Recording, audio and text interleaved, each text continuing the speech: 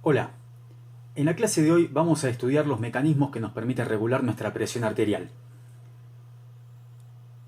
En esta primera parte nos proponemos dos cosas. En primer lugar, comprender por qué es importante que tengamos la presión arterial dentro de un determinado rango de valores. Y luego vamos a ver la generalidad de los sistemas que intervienen en esa regulación. La ley de Poiseuille relaciona el flujo que atraviesa un circuito que tiene una determinada resistencia con la caída de presión que se produce. Si uno es estricto, no puede aplicar la ley de Poiseuille en el sistema cardiovascular, pero nos da una idea bastante cercana a lo que sucede en la realidad. De acuerdo con lo que dice esta ley, la presión arterial media es el resultado del volumen que el ventrículo izquierdo inyecta en un circuito sistémico que tiene esta resistencia periférica total.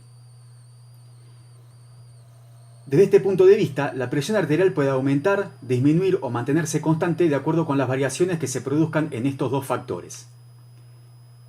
A su vez, el volumen minuto depende de la frecuencia cardíaca y de la descarga sistólica. Y los determinantes de la descarga sistólica son la precarga, la poscarga y la contractilidad. La resistencia vascular periférica depende de la viscosidad del fluido y de factores geométricos que están dados por la longitud y el radio de los vasos por los que circula ese fluido. Mantener la presión arterial en valores apropiados es importante para lograr perfundir los órganos de la economía. Eso es particularmente importante en el riñón para mantener la filtración glomerular y en lugares en los que los órganos tienen vasos sobre los cuales hay una presión exterior aplicada, como el cerebro y el corazón.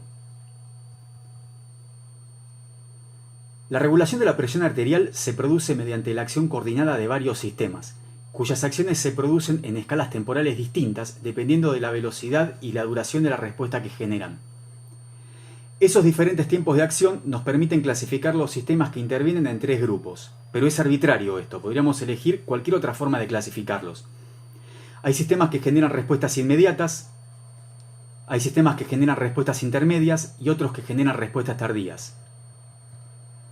Las respuestas inmediatas se producen en cuestión de segundos y son ejecutadas principalmente por la actividad del sistema nervioso autónomo.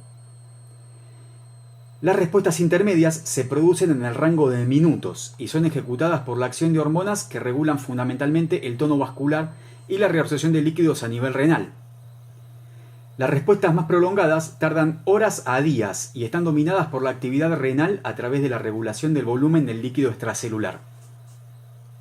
Todos estos sistemas de control reciben información a través de receptores sensitivos de diversos tipos, aunque los que nos interesan en este momento son los varoreceptores y los quimiorreceptores, y ejecutan sus respuestas a través de efectores.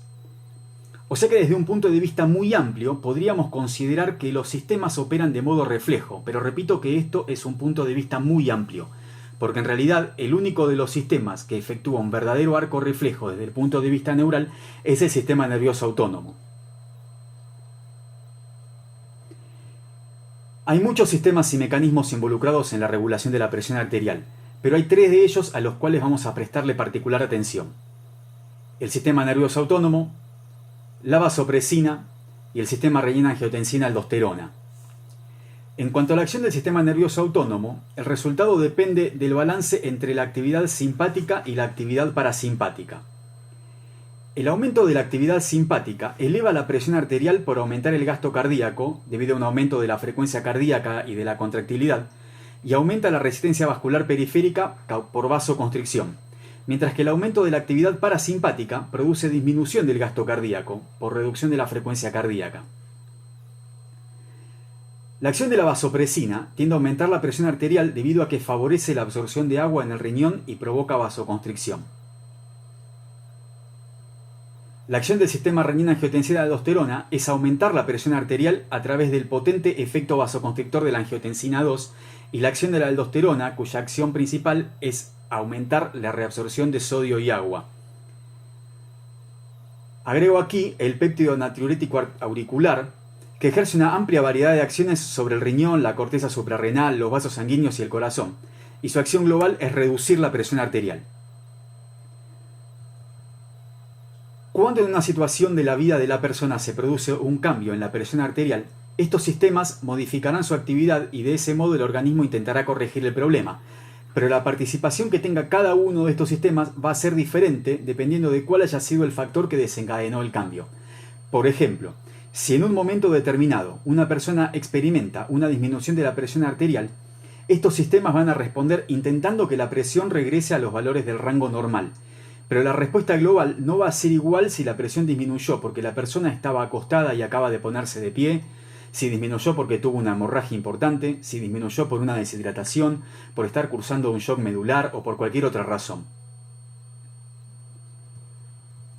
En ocasiones, el sistema cardiovascular y respiratorio fallan en su función de proporcionar a los tejidos una cantidad de oxígeno que se adecue a las necesidades metabólicas.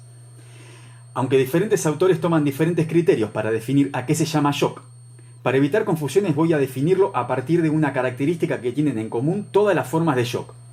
Una caída en la presión arterial que reduce la oferta distal de oxígeno en los órganos nobles. De acuerdo con la ley de Poiseuille, una caída en la presión arterial puede deberse a una disminución del gasto cardíaco, a una disminución en la resistencia vascular periférica o a una variación de ambas que combinada genere una disminución en la presión. Existen varias maneras de clasificar los tipos de shock y voy a elegir una forma de clasificación muy amplia que los divide en 4 tipos. El shock distributivo es aquel en el cual se produce una caída importante en la resistencia vascular periférica. Puede estar causado, por ejemplo, por una sepsis, una reacción anafiláctica o una vasodilatación generalizada neurogénica, como la que se produce en el shock espinal. El shock hipovolémico, en el cual se produce una disminución de la precarga del ventrículo izquierdo causada por la caída del retorno venoso. Esto puede deberse, por ejemplo, a una hemorragia o a una deshidratación. El shock cardiogénico se debe a una caída en el volumen minuto causada por una falla cardíaca, ya sea por una caída en la contractilidad, como sucede por ejemplo en un infarto de miocardio, en las arritmias o en problemas de índole mecánica, como por ejemplo en una insuficiencia aórtica severa, aneurismas ventriculares o rotura de cuerdas tendinosas.